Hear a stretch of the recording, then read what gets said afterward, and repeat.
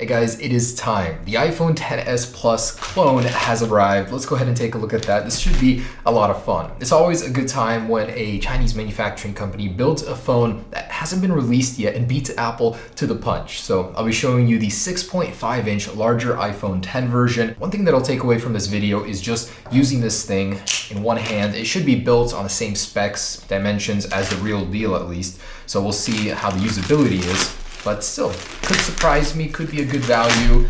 And these are a bit spendy right now just because of how new they are. I'm surprised I got my hands on it so fast.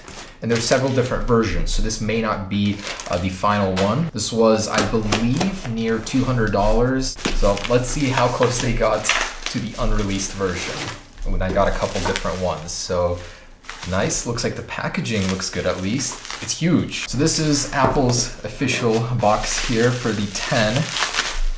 And this is for the XS Plus. That is huge, look at that. Cool, so the packaging looks really good. It doesn't say anything different, no plus branding or anything like that, but it's just a massive version of what we have right now. Here's a silver one. So I think I'm gonna go for the silver one first. We'll check that out. Let's take a look here on the back. So they copied all the text from the standard iPhone X, didn't even bother to change it. All right, here we go. Screw Apple's event. I gotta do this an entire 2-3 weeks early. But for real, I'm so excited. I mean, we've got basically 2 weeks left and we're gonna be seeing the real deal here. All right, here we go. Not very presentable packaging. Bubble wrap, that's a first for Apple. And ooh, comes with the pin ejector tool. Still no Apple stickers. Everything is larger though. There's this. My, that is massive. KK concept, so just like some of the Galaxy clones that we've seen, but they're definitely upping their package game. Looks a little nicer. This is the overseas version, and the real deal is rumored not to come with the headphone adapter anymore, so you'll have to buy that separately, and it will have a new fast charger, different design. So this concept or this fake might eventually be updated with the new one. All right, I got the iPhone X to compare with, and let's go ahead and peel this backing off. It actually looks really good, especially the borders. That's definitely real metal, and it has very similar sheen to the real deal. I'm actually a bit amazed at the craftsmanship. The buttons are beveled as well. Very good attention to detail. I like that. Okay. And the text is a little off. It's a little squished together. Hard to tell. And as you know, the sheen on the back is not exactly the same. Apple has a special coating they put on it to give it this almost metallic-like look. This is missing it, so it doesn't have that luster.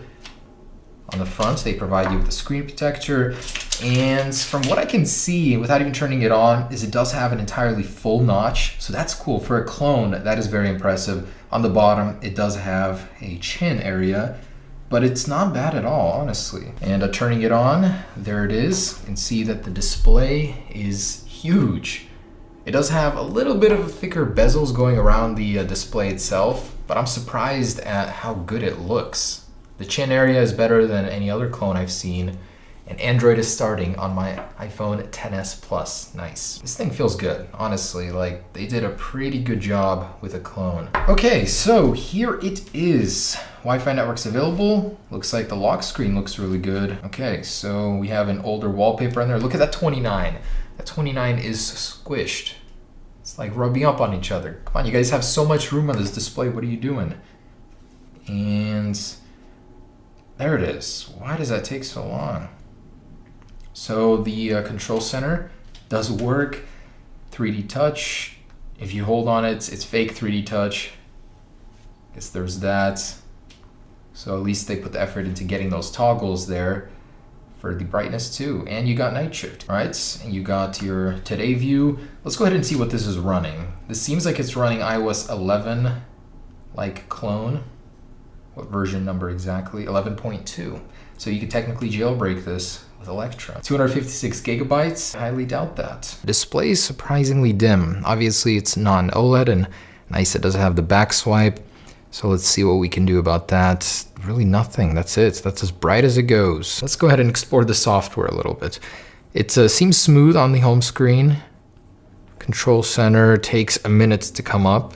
Not something I'd expect on iOS 12 from the iPhone XS Plus, but it's becoming more and more natural to actually sit here and just use this thing. It feels pretty dang good. So I was afraid that it'd be kind of hard to navigate, but just like in iPhone 7 Plus, 8 Plus, it's actually very, very similar. You reach a good amount down here. Again, I would have liked for Apple to include the control center on the bottom right here. Oh, nice, here's the app switcher. So it does come included where you can just slide it right away. You don't have to hold on to them. So they thought of that, so that's pretty neat. I think this clone has more wallpapers than Apple does. They keep removing them, these guys don't. So that's very, very nice. Actually, a very nice selection here.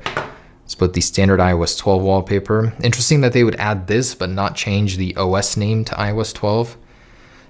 Funky animations, but still, I guess it does work pretty decently. Check out the music app. Oh, it's a clone of Apple Music here. And the App Store is actually a cloned App Store. Let me connect to Wi-Fi real quick. Man, this keyboard, old sound from back in the day, brings back some nostalgia. Don't know why they would add it to iOS 11, but okay. Those animations, who freaking thought of that? That is terrible. Man, I'm surprised. This thing is slim, just as slim as Apple's version. It's supposed to be getting thicker. The actual iPhone XS Plus will be a thicker variant. Anyways, their App Store refuses to work. Thankfully, they included a secondary App Store, which is the real one, I believe, the Play Store. The actual bottoms of the phone, very similar. And 1, 2, 3, 4, 5, 6, 7. They actually added an additional speaker port, which is a nice little touch. Cameras look a little off on this one. Apple's has a darker look to it, and this flash unit in the middle looks kind of funky. All right, so check this out. A couple of things I just discovered. If you slide up to leave an app, you can't actually go into the app switcher with it, or, oh, you can. Oh, look at that. That is the worst animation ever. So you can, it just has to be down here. Okay, so I think I got that part wrong. Also, what I saw, what's actually really cool, I did not expect this to have it, is that this has tap to wake. It's more of a double tap, but it does work. That's so cool. Check this out. This is actually kind of funny. So if I go into landscape and then I go home real quick, it'll glitch and there's a fake notch up top for whatever reason, to just give you that full notch experience, whichever direction you go on your phone. All right, let's go ahead and take a look at those cameras. So here are these together. Massive cameras are the same size. This is an 8 megapixel, sadly, and this is a 12. So we'll see what it's capable of. Although with every clone I've tried, I've never walked away impressed from a single one. That looks awesome though. So there's these. As you can see, the camera app looks a little fishy on the XS Plus here. And this just froze. Just another one of the problems it has. It is not very fun to use. Doesn't actually look half bad on the screen. No optical image stabilizer. One of these cameras for sure is a dud, as they always are. But actually recording, you can see how wide the screen is. That is huge. And I'm amazed that they actually got a real notch out of this thing on an LCD display. So this really takes advantage of that and shows you how large that is. So pretty cool. Getting some greenery here. Yeah, for a camera like this, I expect nothing else. That aspect ratio, 3 to 4. So yeah, pretty awful. You already knew that this would be a terrible camera. No surprises here. So let's go ahead and go back in and take this thing apart. See what's different on the inside from the last clone I've used. That's a absolutely massive phone. It's gonna take a toll on your hand. I'm gonna hold this thing up all the time. But if you're used to a Plus, then it's about the same size roughly as one. The toolkit. Let's get to opening this thing. I actually don't know if it opens the same way as an iPhone where the screen comes up or if the back peels off. I have a feeling that that's how it is, but it is glass, so I don't want to break that. I'm gonna go the safe route first and just take out the screws. And these screws don't really want to come out. Maybe I'll just do the trusty old method where I peel the back off. And yeah, that's exactly how it comes off. You can see it's separating already. And there's a very high risk of this cracking. Yeah, that is definitely glass. I can feel it. Okay. Success. I didn't crack it this time. And oh, it does have wireless charging. How cool is that? Here's a wireless charger. Let's pop it on. See, oh, it does. It is charging. So the wireless charger does work. That's a very nice feature to have. So two things that have surprised me about this: wireless charging and the tap to wake feature. Otherwise, here are the internals. Pretty complex as far as a clone goes. Very tall battery. Usually they're short and fat and down here. Oh, and one thing I forgot to mention is that this thing does come with a dual SIM card. And look at that. A dual SIM card. On a clone, they beat Apple to it. And it does appear to be fully functional. And here's the micro SD card slot. So you can upgrade your storage there. That's so cool. First time a clone like this has ever come with dual SIM. They even copied Apple and beat them to the punch with that. So let's seal it back up. And I actually wanted to test out the speakers. So I tried to load YouTube, unsuccessful in the app. I tried to load it through the browser, unsuccessful. So I'm gonna play some sounds here. This is the best impression I can get.